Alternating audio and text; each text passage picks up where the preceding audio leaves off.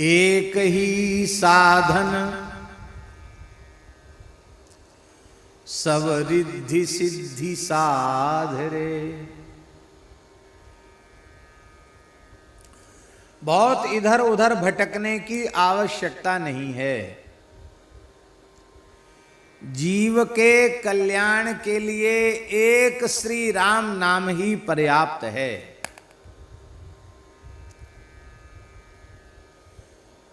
और राम नाम से जो चाहेगा सो मिल जाएगा।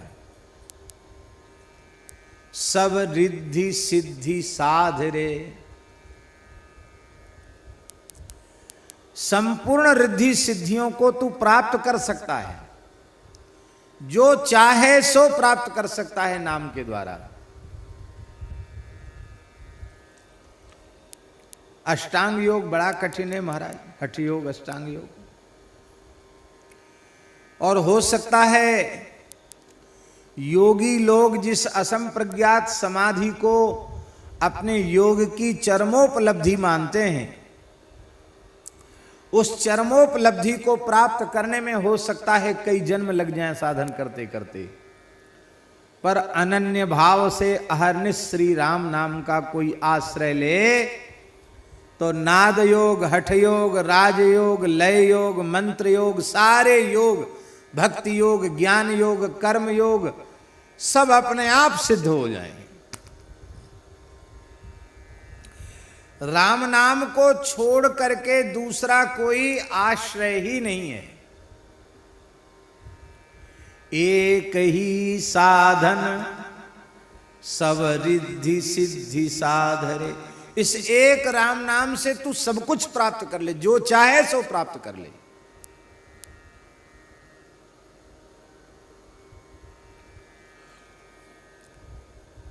सच्ची बात यह है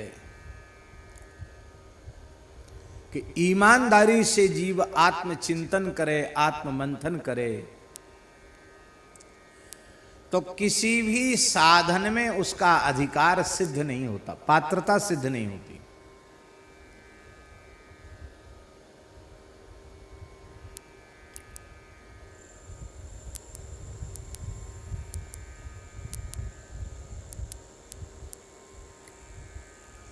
यतोभ्युदय निःश्रेयस सिद्धि सधर्म। अभ्युदय और निःश्रेयस की सिद्धि जिससे होती उसको धर्म कहते हैं। वह धर्म वर्णाश्रम रूप है। वर्ण धर्म, ब्राह्मण, क्षत्रिय, वैश्य, शूद्र, ये चार वर्ण हैं। ब्रह्मचर्य, गृहस्थ, वानप्रस्थ और संन्यास, ये चार आश्रम हैं। शास्त्र के अनुरूप जिस वर्ण में हमारा जन्म हुआ है उस वर्ण के अनुरूप धर्म का अनुष्ठान करते हुए भगवान का स्मरण करना। हमको भगवान ने जिस आश्रम में रखा है, हम ब्रह्मचारी हैं तो ब्रह्मचर्य आश्रम के सभी नियमों का पालन करें। हम गृहस्थ हैं तो गृहस्थोचित जो कर्तव्य कर्म हैं, बलि वैश्वदेव पंच महायज्ञ आदि, उनको सविधि करें। हम वानप्रस्थी हैं तो हम वानप्रस्थ के नियमों का अक्षरशः पालन करें। और यदि हम चतुर्थाश्रमी सन्यासी हैं तो हम चतुर्थाश्रमी सन्यासियों के नियमों का प्राणपण से पालन करें। इसको कहेंगे धर्माचरण, इसको कहेंगे धर्मानुष्ठान, इसको कहेंगे धर्मनिष्ठा। ठीक है। अब बताओ, इस कराल कलिकाल में कौन ऐसा है जो वर्ण के अनुरूप अपने धर्म में परिनिष्ठित हो, अथवा कौन ऐसा है जो आश्रम के अनुरूप अपने धर्म में परिनिष्ठित हो। नाम मात्र के तो वर्ण रह गए हैं और नाम मात्र के आश्रम रह गए हैं। ये दुर्दशा क्यों हुई? बोले कलिदावा नले नाद्य साधनम भस्मतांगतम कलयुग की आग ने सारे साधन वन को सूखे जंगल के समान जलाकर भस्म कर दिया, कुछ बचा नहीं।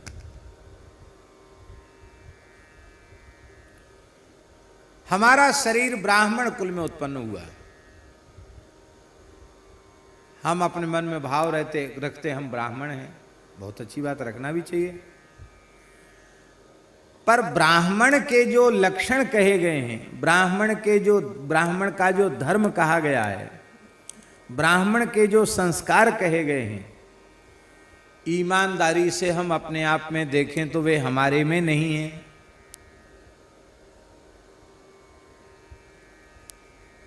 जितना शास्त्रीय शौचाचार पढ़ा है, हम सब लोग समझते हैं, कहते सुनते हैं पुराणों में, क्या उसका चौथाई भी है?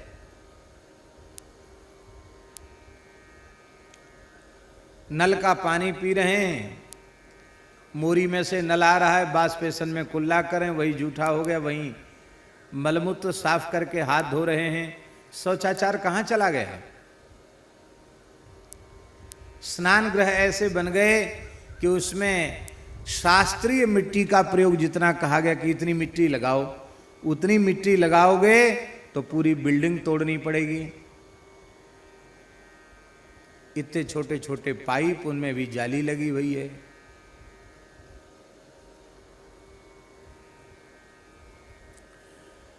कल सुना आपने, पथमड़ा महाराज जी बोल रहे थे, ब्राह्मण की महिमा अवश्य, उनका शरीर भी पवित्र कान्यकुब्ज विप्रकुल का है, पथमेड़ा महाराज का। लेकिन वो क्या कह रहे थे सुना आपने? वो कह रहे थे भाई ब्राह्मण की महिमा जरूर है, पर जो ब्राह्मण सिलोंच वृत्ति से निर्वाह करते हैं, परम तपस्वी होते हैं, उन्हीं की महिमा का वर्णन है। क्या हम उनके जैसे हो पाए, बन पाए? हम केवल अहंकार कर बैठते हैं, बाकी उसके अनुरूप गुणधर्म लक्षण हमारे में नहीं दिखाई पड़ते हैं।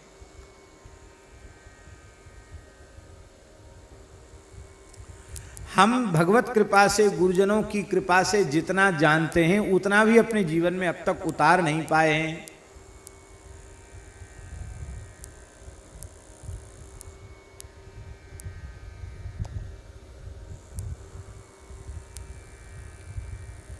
चलो, ब्राह्मण अपने धर्म में परिनिष्ठित नहीं, तो क्या क्षत्रिय अपने धर्म में परिनिष्ठित है? यदि क्षत्रिय अपने धर्म में परिनिष्ठित होता तो यह संभव था कि भारतवर्ष की धरती पर एक गाय भी कट जाए, एक गाय के ऊपर भी कोई प्रहार कर सके। क्षत्रियत्व के रहते हुए गौ, ब्राह्मण, अबला, स्त्री, संत, इन पर अत्याचार हो जाए, यह संभव था क्या? क्षत्रिय भी अपने धर्म में परिनिष्ठित नहीं। बोले तब वैश्य अपने धर्म में परिनिष्ठित जरूर हैं, वैश्य भी नहीं है। गीता जी में भगवान क्या कहते वैश्यों के लिए? कृषि गोरक्ष वाणिज्यम वैश्य कर्म स्वभावजम। कृषि, गोरक्षा, वाणिज्य वैश्य के 3 कर्म हैं, और उसे यज्ञोपवीत पहनना चाहिए, त्रिकाल संध्या करना चाहिए, बलि वैश्वदेव करना चाहिए, पंचम, ये तो करना ही चाहिए क्योंकि वो द्विजाति है। और वृत्ति के लिए कृषि, गोरक्षा और वाणिज्य। वैश्यों ने खेती प्राय छोड़ दी, गो सेवा से भी धीरे धीरे विमुख होते चले जा रहे हैं। अब रहा वाणिज्य। वाणिज्य में पहले कुछ ऐसे काम थे जिनको करने की अलग जातियां थी, अलग व्यवस्था थी। शराब का काम अमुक करे, मांस का काम अलग अमुक व्यक्ति करे, तेल का काम अलग अमुक व्यक्ति करे, पान का काम अमुक व्यक्ति करे। ये हमारे यहाँ निश्चित था कि नहीं था? अब बताओ,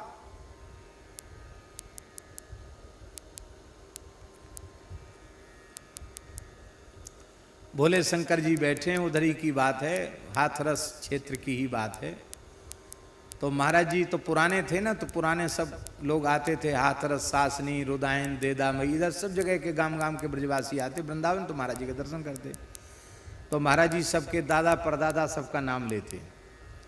बड़ी भारी स्मृति थी। क्यों? छोरा का लल्लू कहा कर रहे, छोरा कहा कर रहे।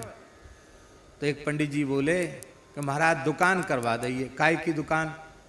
बोले वो एजेंसी मिल गई जूता की। अब तो महाराज जी इतने नाराज हुए, है तेरी जेरे तेरी, जूता की एजेंसी मिल गई। अरे राम राम, नाक कटवा दी, नाक कटवा दी, छोड़ छोड़ छोड़ इसको छोड़। अरे पंडित जी जूता की एजेंसी लेंगे तो जूता का काम करने वाला बेचारा क्या करेगा? स्वे स्वे धर्मण्यभिरतो संसिद्धिम लभते नरा। अब व्यापार में यह स्थिति हो गई कि यह विवेक समाप्त हो गया कि हमें क्या करके धन कमाना। धन कमाना है, चाहे जैसे कमे धन कमाना है।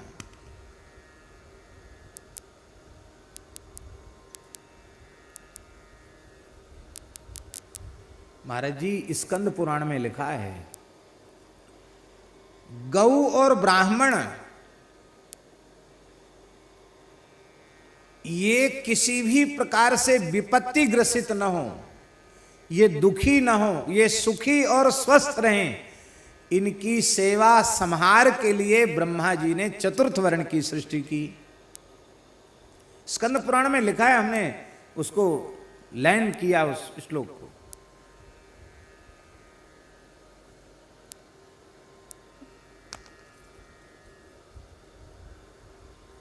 इसीलिए गोस्वामी जी ने कहा, वर्ण धर्म नहीं आश्रमचारी, श्रुति विरोध रत सब नर नारी। न कोई वर्ण अपने धर्म में परिनिष्ठित है, ना ही कोई आश्रम अपने धर्म में परिनिष्ठित है। ब्रह्मचारी ब्रह्मचर्य आश्रम के नियमों में कम है। ये तो भगवान की गौ माता की बड़ी कृपा है कि जड़खोर गोधाम में ये पलाश दंड धारण करके, मौंजी व्रत धारण करके, नित्य प्रति त्रिकाल संध्योपासन करते हुए नित्य अग्नि में समिधाधान करने वाले वैदिक ब्रह्मचारी वटुक यहाँ है। भगवान की कृपा से दर्शन हो रहा, नहीं तो दर्शन भी दुर्लभ है। ये जब तक समावर्तन नहीं होगा तब तक ये घर जाने वाले नहीं है।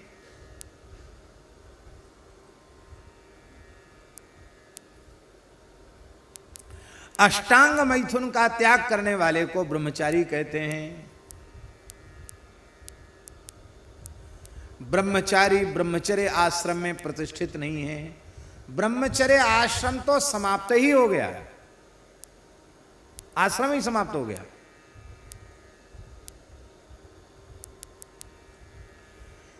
जनेऊ तो समय से लोग करते नहीं है, और जनेऊ होता भी है, यज्ञोपवीत संस्कार होता भी है, तो यज्ञोपवीत संस्कार के साथ ही समावर्तन हो जाता है।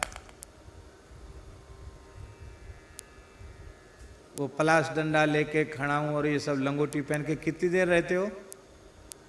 घंटा 2 घंटा, बस खत्म। घंटे 2 घंटे में ही जनेऊ के समय ब्रह्मचर्य आश्रम की पूर्णाहुति हो गई। समावर्तन हो गया। समावर्तन माने क्या होता है समझते हैं? समावर्तन माने, समावर्तन माने होता यज्ञोपवीत के बाद 6 अंगों के सहित वेद पढ़ लिया, पढ़ाई पूरी हो गई, अब विवाह के योग्य हो गया, तब गुरुजी मुहूर्त देख के समावर्तन संस्कार का, उसके बड़े बड़े जटा हो जाते थे ब्रह्मचारी के। क्योंकि भागवत जी में लिखा है, शास्त्रों में लिखा है, न छिन्द्यान नखलो माणी कक्षोपस्थ गतान्यपि, ब्रह्मचारी नख और लोम इनका छेदन न करे। अब दर्पण उसको देखना नहीं है, तेल सावन लगाना नहीं है, शीशा उसे देखना नहीं है, और 7-8 वर्ष की आयु में जनेऊ हो गया और 25 साल की आयु तक वो ब्रह्मचर्य आश्रम में रहा, तो 8 साल से लेकर 25 साल में कितने बड़े केश हो जाएंगे। कंघी करना नहीं, तेल सावन प्रयोग करना नहीं, सब जटा हो जाएंगे कि नहीं हो जाएंगे। इसलिए जटाभिर ब्रह्मचारी। अब वो इतने बड़े जटा जूट रखा के तो घर में ब्याह करने जाएगा नहीं। तब गुरुजी ने कहा भाई समावर्तन कराओ। नाई बुलाया, उसका मुंडन कराया गया, जटा उतरवा दिए गए, और उसको फिर उबटन भी लगाया गया, उसको तेल फुलेल भी लगाया गया। कहा भैया अब लांग लगा के धोती पहनो, चले जाओ, अब जाओ घर जाओ। समावर्तन के बाद उसे गृहस्थाश्रम में प्रवेश करने की योग्यता प्राप्त हो गई। अब गृहस्थाश्रम में प्रवेश करना है, क्योंकि हमारे शास्त्र कहते हैं अनाश्रमी होकर नहीं रहना चाहिए, हमें किसी न किसी आश्रम में रहना चाहिए।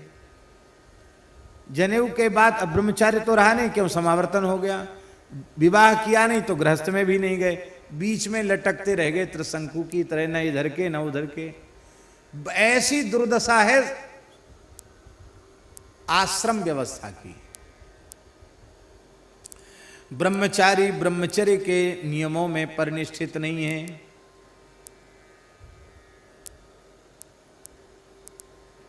क्या है माला झोली के साथ? ब्रह्मचारी ब्रह्मचर्य के नियमों में परिनिष्ठित नहीं है और गृहस्थ गृहस्थोचित धर्म में परिनिष्ठित नहीं है। नित्य पंच महायज्ञ बल वैश्व देव त्रिकाल संध्योपासन आदि करने वाले, शास्त्रीय विधि से गृहस्थ धर्म का पालन करने वाले खोजने से शायद ही कोई एक आध मिल जाए, बीज रूप में, वो भी नहीं मिलेंगे महाराज, बड़े से बड़े पंडितों में नहीं मिलेंगे।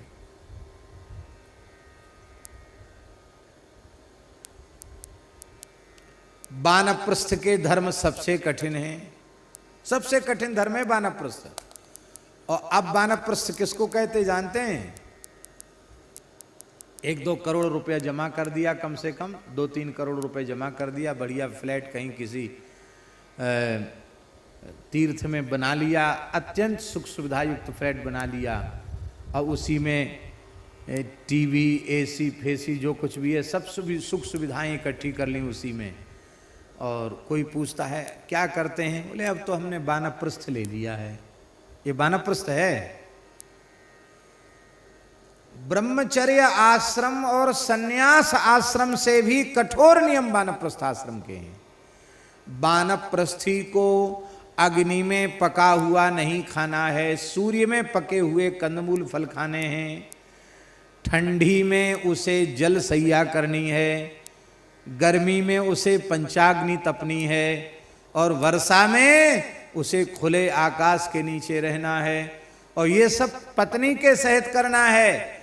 और फिर इसके बाद फिर सन्यास की योग्यता होगी। इतनी कठोर तपस्या है वानप्रस्थी के लिए। क्यों है इतनी कठोर तपस्या?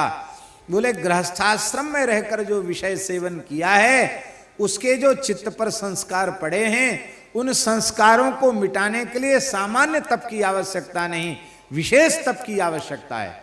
इसलिए तप के द्वारा उन संस्कारों को, जो मलिन संस्कार वासना के हैं, उन्हें मिटाने के लिए कठोर तप की आवश्यकता पड़ती है। तब वह सब ओर से उपराम होता है, तब वह चतुर्थाश्रम में जाने के योग्य होता है। नाम के वानप्रस्थ रह गए, वानप्रस्थ की परंपराएं भी विलुप्त हो गई। बोले अब तो हम गंगा जी के किनारे वानप्रस्थ में जाके रहेंगे। आपके पास 1000-2000 रुपए दिन देने का हो तो आप वानप्रस्थ में रह सकते हैं, नहीं तो नहीं रह सकते। माने वानप्रस्थ आश्रमों की परिकल्पना भी एक महंगी होटल के जैसी हो गई। ये वानप्रस्थ की दुर्दशा है।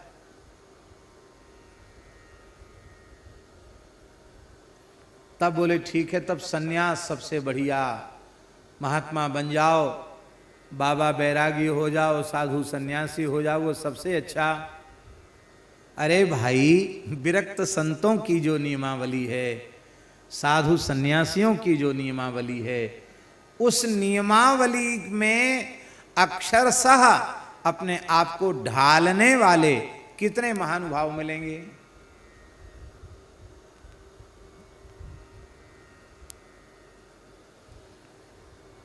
एक महात्मा लोग विनोद में कहते हैं, अरे भाई ये किसके बच्चे इतना शोरगुल मचा रहे हैं? बोले ब्रह्मचारी जी के बच्चे। अच्छा, बोले इतना हल्ला कौन कर रहा है? बोले मौनी जी। इतना झगड़ा कौन कर रहा है, इतना हल्ला कौन मचा रहा? बोले मौनी जी। ये महल किसका बना हुआ है? बोले तपस्वी जी का महल बना हुआ है।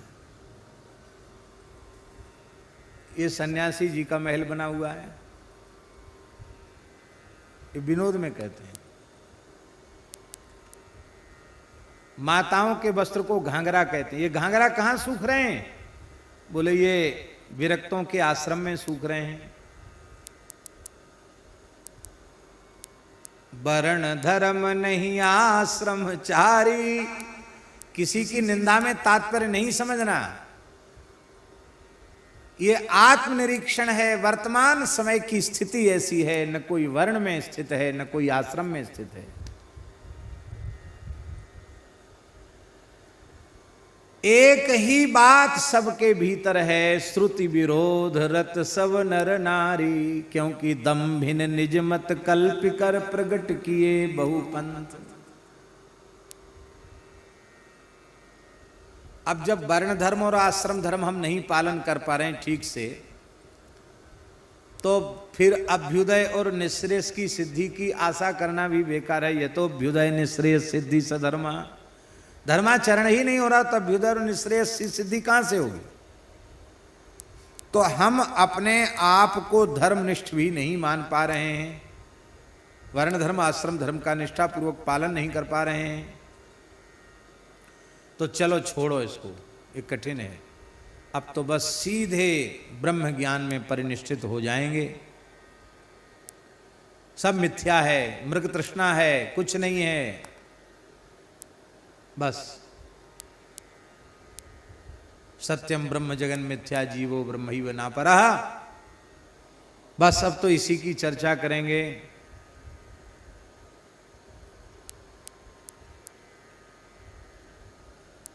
ज्ञान मार्ग पर चलेंगे।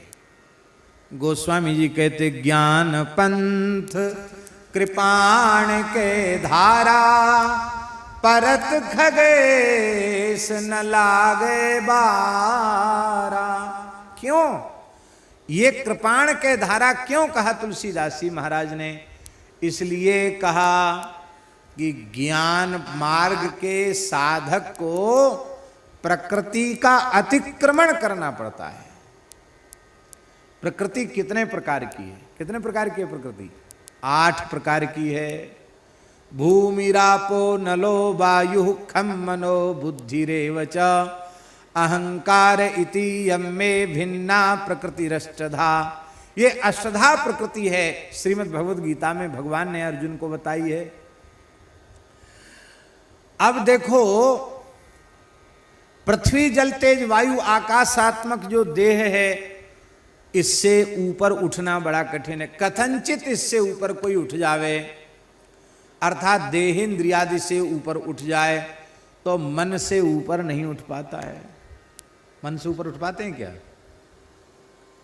अर्जुन जैसे महानुभाव कह रहे हैं, चंचलम ही मन कृष्ण प्रमाथि बलभद्रम तस्याहम निग्रहम मन्ये वायोरिव सुदुष्करम। अर्जुन को जब कठिनाई मालूम पड़ रही तो हम लोगों की तो चर्चा ही कहां है। असंशयम महाबाहो मनो दुर्निग्रहम चलम। लेकिन अभ्यास और वैराग्याभ्याम तन्निरोधा, अभ्यास और वैराग्य से उसका निरोध होता है।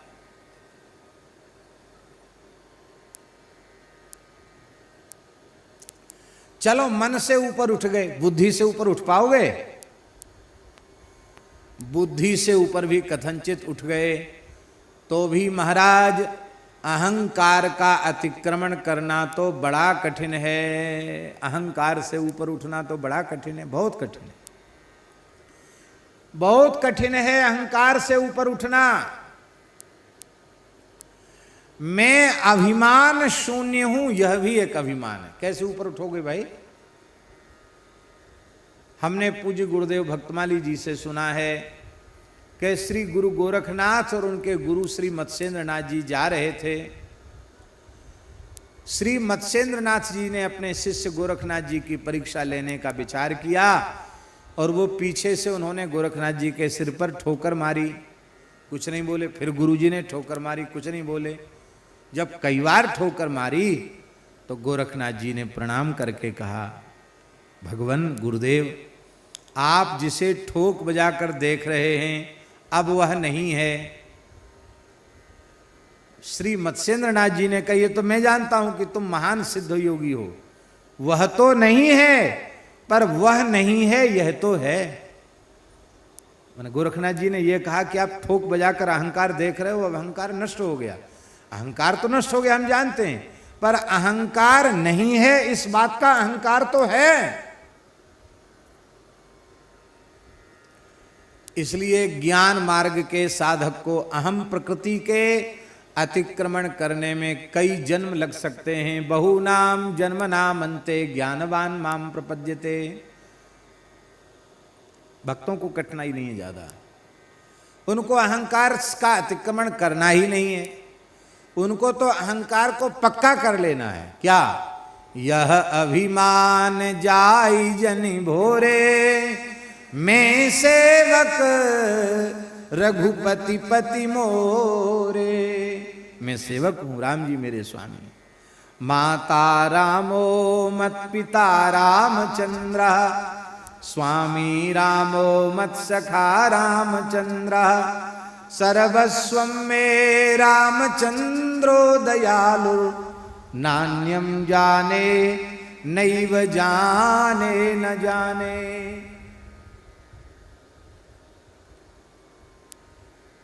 तब बोले ठीक है, धर्म में भी आप ठीक से चल नहीं पाए, वर्णाश्रम धर्म को ठीक से पालन कर नहीं पा रहे हैं, ज्ञान मार्ग में भी अपनी पात्रता आपकी सिद्ध नहीं हो पा रही है। चलो भक्ति मार्ग सबसे सरल है, सबसे सरल है भक्ति मार्ग, भक्ति ठीक है।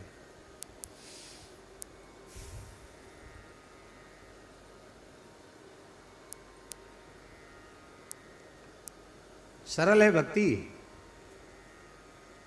भक्ति सरल है। अरे जो बात उसके शर्त में है वही सबसे कठिन है। सरल स्वभावन मन कुटिलाई, जथा लाभ संतोष सदाई। हम अपने को भक्त तो माने बैठे, हमारे स्वभाव में सरलता है,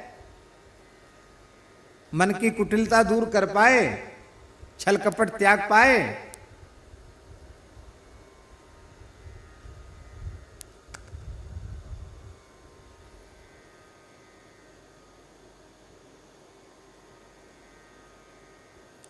चलो ये तो ये हुई बात। अब भक्ति कहते किसको हैं?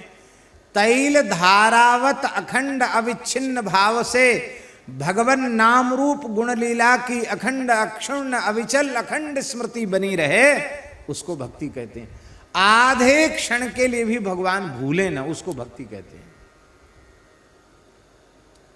नित्य नियम करना मुश्किल हो जाता है, 10-5 माला फेरते हैं, उसी में सब भूली बिसरी बात, पता नहीं कितनी कितनी पुरानी बात याद आ जाती है। स्मृति भी अखंड नहीं है, खंड स्मृति हो रही है।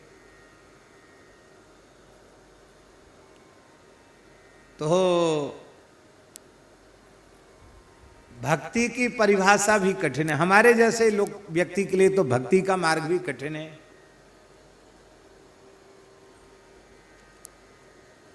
तो बोले चलो ठीक है, अब योग ठीक है, हैं? रामदेव बाबा के शिविर में चले जाओ, ऐसे करने लग जाओ, हिचकी लेने लग जाओ, डकारने लग जाओ, ऐसे ऐसे करने लग जाओ। पहले शुरुआत में तो बहुत चला था। एक बार हमने ट्रेन में एक व्यक्ति से पूछा, बुरा तो नहीं मानेंगे, ये क्या है?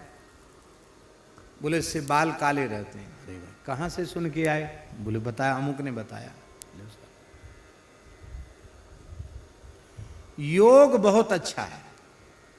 लोग कहते हैं हम बहुत बीमार रहते थे, जब से योगा करने, योग नहीं योगा, जब से योगा करने लगे हैं तब से हम ठीक होने लग गए हैं। अब डॉक्टरों को पैसा नहीं जाता, अब दवाई नहीं खानी पड़ती है, स्वस्थ हो गए। बहुत अच्छी बात है, अच्छी बात है, आप स्वस्थ हैं, योग करते हैं, ठीक बात है। लेकिन स्वस्थ शरीर किस लिए चाहते हैं? भजन के लिए स्वस्थ शरीर चाहते हैं कि संसार के प्रपंच को बढ़ाने के लिए, संसार को भोगने के लिए स्वस्थ शरीर चाहते हैं? तो झूठ बोलोगे तब तो कोई बात ही नहीं है। सच्ची बात तो ये है कि संसार का प्रपंच लंबे समय तक स्वस्थ शरीर से करना चाहते हैं, संसार को भोगना चाहते हैं, संसार को बढ़ाना चाहते हैं, और शरीर की शक्ति जवाब दे रही है। बीमार हो गए, रोगी हो गए, तो हम शरीर को ठीक रखना चाहते हैं। तो योग का लक्ष्य परमात्मा ना होकर योग का लक्ष्य भोग हो गया। इसलिए गोस्वामी जी ने कहा ग्रसे कलि रोग जोग संयम समाधि रे। चित्त की वृत्ति के निरोध का नाम है योग। अष्टांग योग में सबसे पहले यम है, फिर नियम है, फिर आसन है, फिर प्राणायाम है, फिर प्रत्याहार है, फिर धारणा, फिर ध्यान, फिर समाधि। ध्यान, धारणा, समाधि। कहा महाराज, हमारे पूज्य पहाड़ी बाबा महाराज कहते थे आंख मूंद के फोटो भले खिंचा लो, पर समाधि तक पहुंचे हुए योगी तो भगवत कृपा से कोई मिलेंगे, दुर्लभ हैं।